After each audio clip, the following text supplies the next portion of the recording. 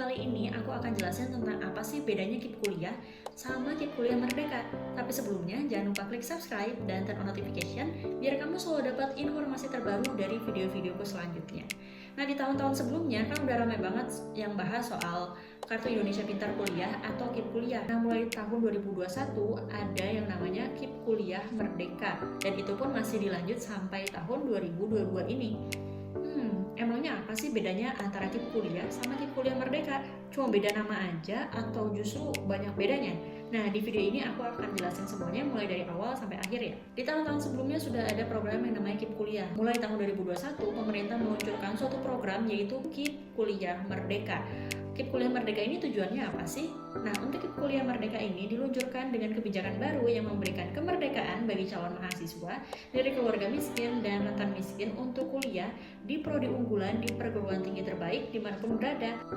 Kalau dari segi mahasiswanya sendiri, penerima KIP kuliah tahun 2022 ini akan mendapatkan bantuan dari segi biaya kuliah selama berkuliah, serta juga uang saku. Untuk uang sakunya langsung ditransfer ke rekening pribadi mahasiswa penerima KIP kuliah ini, dan untuk biaya kuliahnya langsung diberikan kepada perguruan tingginya, sehingga kamu bisa berkuliah dan gak usah mikirin bayar SPP lagi atau bayar UKT lagi di setiap semesternya. KIP kuliah merdeka ini merupakan nama yang dikenalkan sejak tahun 2021 dan untuk kuota yang diberikannya sama seperti KIP kuliah di tahun-tahun sebelumnya, yaitu 200.000 peserta di tahun 2021 maupun di tahun 2022 ini.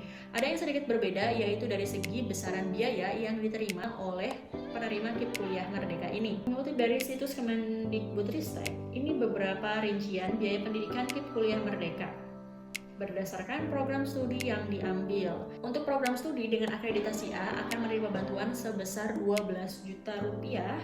Untuk program studi dengan akreditasi B menerima bantuan sebesar 4 juta rupiah. Dan program studi dengan akreditasi C mendapatkan bantuan sebesar 2.400.000 rupiah.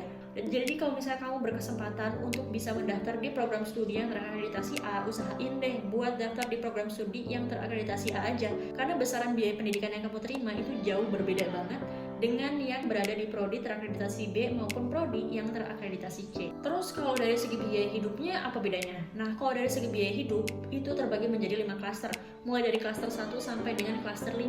Apa sih bedanya? Klaster 1 yaitu biaya hidup yang paling murah atau uang saku yang diberikan itu paling kecil dibandingkan klaster-klaster lainnya. Untuk yang klaster 1, biayanya yang diberikan yaitu sebesar 800.000 per bulan. Untuk yang klaster 2, 950.000, klaster 3, 1.100.000, klaster 4, 1.250.000, dan yang klaster 5 yaitu 1.400.000. Nah, bagi kamu yang sebelumnya sudah menerima KIP kuliah sebelum tahun 2021 nih, kamu akan tetap menerima KIP kuliah sebagai mahasiswa ongoing, tapi tetap dengan peraturan yang kamu peroleh di tahun itu. Jadi kalau misalnya tahun-tahun sebelumnya, sebelum ada KIP kuliah merdeka, untuk biaya kuliahnya yaitu sebesar 2.400.000 per semester, dan untuk biaya hidupnya sebesar 700.000 per semester. Nah, karena kamu bukan penerima KIP kuliah merdeka, maka peraturan perbedaan akreditasi prodi maupun perbedaan klaster itu tidak berpengaruh bagi kamu yang menerima KIP kuliah. Di tahun 2022 ini, pemerintah menekankan untuk lebih meningkatkan jumlah calon mahasiswa yang diterima di program studi terakreditasi A. Jadi kalau misalnya kamu mendaftar di program studi terakreditasi A, maka potensi kamu untuk keterima di KIP kuliah merdeka ini jauh lebih besar dibandingkan kalau misalnya kamu memilih program studi yang terakreditasi C aja. Mungkin dari kamu baik yang berpikir, udahlah aku daftar di program studi yang terakreditasi C aja, karena kan keterima kuliahnya akan lebih mudah dibandingkan kalau misalnya mendaftar di program studi yang akreditasinya A. Tapi justru kalau misalnya kamu keterima di program studi yang akreditasinya C, potensi kamu untuk keterima KIP kuliah merdeka justru jadi lebih kecil. Kenapa? Karena di tahun 2022 ini, pemerintah mengupayakan agar meningkatkan persentase mahasiswa yang keterima di program studi terakreditasi A. Di tahun 2021, hanya 23% mahasiswa yang keterima di program studi terakreditasi A. Nah, di tahun 2022 ini, pemerintah berharap mahasiswa yang diterima di program studi terakreditasi A itu meningkat menjadi 25%.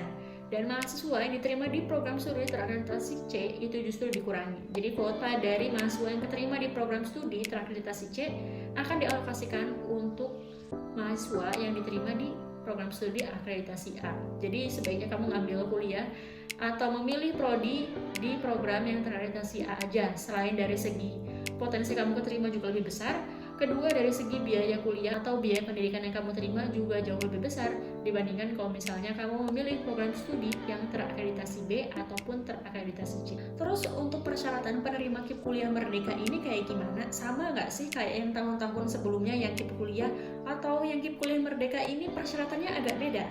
Nah, untuk yang KIP Kuliah Merdeka ini, persyaratan yang pertama yaitu merupakan lulusan sekolah menengah atas atau SMA, sekolah menengah kejuruan atau SMK, atau bentuk lain yang sederajat yang lulus pada tahun berjalan atau maksimal lulus 2 tahun sebelumnya.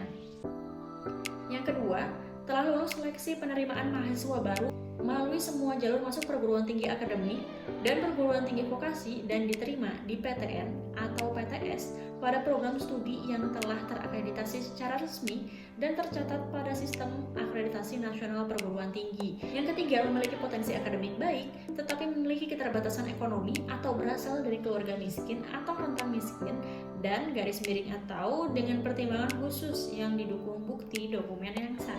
Nah, mungkin teman-teman masih bingung nih kalau misalnya persyaratan penerima KIP Kuliah itu adalah dari keluarga yang kurang mampu. Untuk persyaratan sehingga bisa disebut dari keluarga yang kurang mampu itu kayak gimana sih? Nah, peraturannya sebenarnya udah ada di laman website Kemendikbud ini. Yang pertama yaitu kepemilikan program bantuan pendidikan nasional dalam bentuk Kartu Indonesia Pintar. Atau yang kedua, berasal dari keluarga peserta program Keluarga Harapan atau PKH. Yang ketiga, keluarga pemegang Kartu Keluarga Sejahtera atau KKS. Atau yang keempat, mahasiswa dari panti sosial atau panti asuhan. Atau yang kelima, mahasiswa dari keluarga yang masuk pada Data Terpadu Kesejahteraan Sosial atau DTKS. Kalau misalnya aku tuh nggak masuk dalam kelima kelompok yang disebut sebagai kelompok yang kurang mampu atau memenuhi persyaratan untuk bisa mendapatkan KIP Kuliah Merdeka ini, tapi aku pengen bisa daftar, bisa nggak sih mendaftar? Nah, kamu tetap bisa mendaftar, tapi dengan syarat kamu melampirkan bahwa gabungan gaji atau pendapatan wali atau orang tua nih ya, maksimum 4 juta per bulan. Sebagai contoh nih, misalnya bapakmu kerja dengan gaji 2 juta per bulan, kemudian ibumu juga bekerja dan gajinya yaitu 1 juta per bulan. Ketika digabungkan totalnya 3 juta per bulan. Nah, ini masih di bawah dari pendapatan kotor antara kedua orang tua. Nah, kamu bisa mendaftar untuk KIP Kuliah Merdeka ini. Tapi nggak mutlak bahwa pendapatannya harus maksimum 4 juta rupiah per bulan. Kenapa? Karena banyak juga orang atau orang tua dengan pendapatannya itu lebih besar dari 4 juta per bulan, tapi juga tanggungannya juga besar. Nah, kalau misalnya kondisinya seperti ini, coba dibagi lagi dengan total anggota keluarga yang menjadi tanggungan. Sebagai contoh, misalnya bapaknya bekerja dengan gaji 5 juta, tapi ibunya ibu rumah tangga yang tidak bekerja. Berarti pendapatan cuma dari bapak aja, yaitu 5 juta per bulan. Tapi kamu tetap punya kesempatan untuk mendaftar KIP Kuliah Merdeka ini. Kenapa? Karena misalnya orang tua atau bapak punya gaji 5 juta nih, kemudian dibagi dengan jumlah anggota keluarga. Anggaplah kamu 8 bersaudara nih, dengan orang tua yaitu ibu bapak di total jadi ada 10 orang, dan bapak kamu punya tanggungan untuk menghidupi 10 orang, ya artinya 5 juta tadi dibagi kepada 10 anggota keluarga, sehingga untuk setiap orangnya yaitu besarannya 500.000 per bulan. Nah, kamu masih bisa mendaftar karena pendapatan kotor atau gabungan pendapatan kotor dari kedua orang tua itu besarannya masih di bawah 750.000 per bulan setelah dibagi sama anggota keluarga tadi. Nah, bagi kamu yang mendaftar KIP Kuliah Merdeka ini, mungkin kamu bertanya-tanya, untuk KIP Kuliah Merdeka ini cuma buat mahasiswa S1 aja ya? Kalau misal profesi bisa nggak sih? Nah, untuk KIP Kuliah Merdeka ini terbagi menjadi 2 program, yaitu program reguler dan juga program profesi. Apa sih bedanya? Untuk yang program reguler terbagi menjadi 4, yaitu program sarjana dengan maksimal pemberian bantuan yaitu sebanyak 8 semester. Jadi kalau bisa molor-molor ya biaya kuliahnya ditanggung sendiri ya. Kemudian yang diploma 4 maksimum 8 semester, diploma 3 maksimum 6 semester, diploma 2 maksimum 4 semester. Dan untuk program profesi ini terbagi menjadi 6 profesi yang bisa kamu daftari untuk mendapatkan bantuan KIP Kuliah Merdeka ini. Yang pertama yaitu dokter dengan maksimum 4 semester, dokter gigi maksimum 4 semester, dokter hewan maksimum 4 semester, nurse maksimum 2 semester, apoteker maksimum 2 semester, dan guru juga maksimum 2 semester. Itu aja penjelasan tentang apa sih KIP Kuliah dan bedanya dengan KIP Kuliah Merdeka yang kebijakannya sudah mulai diberlakukan per tahun 2021 tahun lalu ini. Semua informasi yang aku jelasin di video ini sudah terdapat di buku pedoman pendaftaran KIP Kuliah Merdeka tahun 2022 yang bisa kamu download di laman resmi KIP Kuliah Kemendikbud, yang linknya sudah aku tulis di kolom deskripsi di bawah ini ya.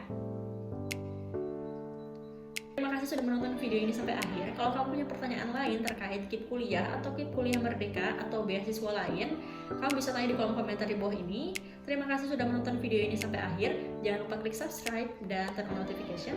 Sampai jumpa di video selanjutnya. Terima kasih.